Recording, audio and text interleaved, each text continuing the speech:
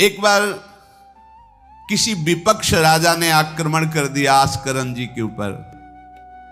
आस्करन जी के जब बात पता चली कि वो आक्रमण, तो उनका प्रभु अब हमसे मार काट नहीं होगा, सब में आप विराजमान हो, अब हमसे नहीं हो, या तो राजपद हटाओ, मुझे कहीं एकांत ले चलो, मैं आपके लिए रोऊं तड़पूं, अब ये सब नहीं होगा कि अब हम फिर तलवार उठाएं मार काट शुरू करें।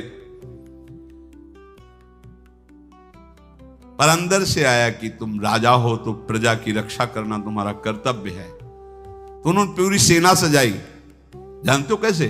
सब मंजीरा लो और स्वयं बोले नाम कीर्तन करो, राधा वल्लभ श्री हरिवंश श्री वृंदावन श्री। कहां जा रहे? बोले युद्ध करने जा रहे हैं। ऐसे युद्ध होता है।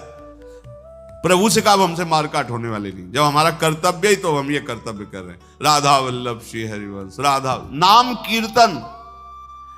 तुरंत आकाश में मेघ छा गए और इतने बड़े बड़े ओले शत्रु पक्ष में और हल्की फुहारे इधर के पक्ष में। जहां नाम कीर्तन, हवा चल रही, हल्की हल्की नन्ही नन्ही फुइयां बरस रही और कीर्तन में हाल, और उधर इतने इतने बड़े ओले।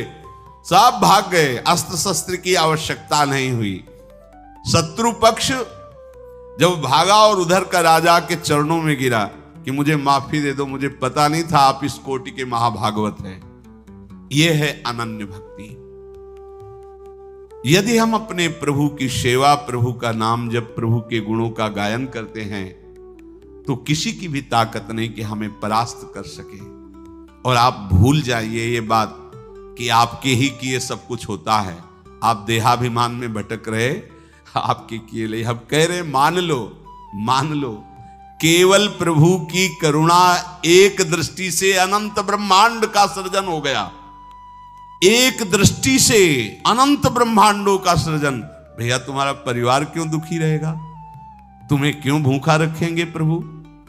पशु पक्षियों को देते हैं, हर जीव जंतु को देते हैं। तुम तो भगवान के भक्त हो, तुम्हारे को कैसे वो नहीं देंगे?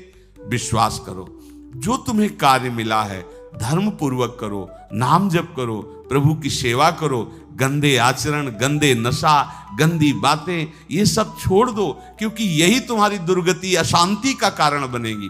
पैसा बढ़ा है, मदिरा पान करना, व्यभिचार करना, उसे सुख समझ रहे हैं।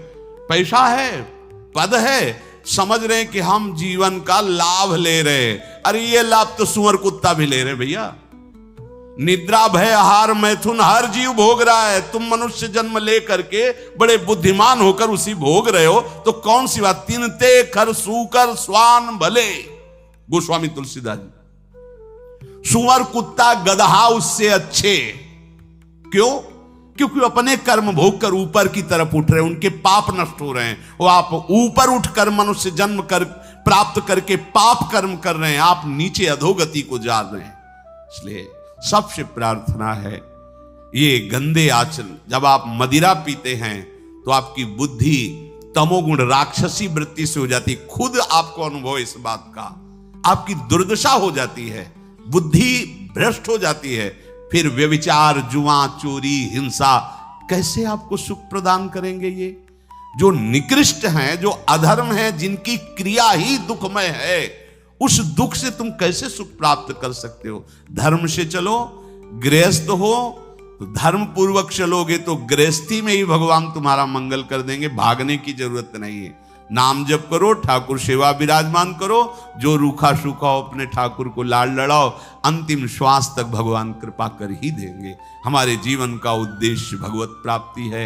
इन किन प्रकारेण अब हमारा जन्म इस संसार में न हो, हम प्रभु के पास जाकर उनकी सेवा में रहें सदैव। जहाँ न मरना है, न जन्मना है, न दुख है, न सुख है, न बीमारी है, कोई किसी भी तरह का जहां लेस मात्र भी कष्ट नहीं है, प्रलय और महाप्रलय की वायु भी जहां प्रवेश नहीं करती, वो हमारे प्रिया प्रीतम का नित्य धाम है, वही हमारी विश्राम भूमि है। हम सब खूब राधा नाम जप करें और आकांक्षा करें कि इसी जन्म में हमें भगवत प्राप्ति हो जाए, श्री जी की प्राप्ति हो जाए।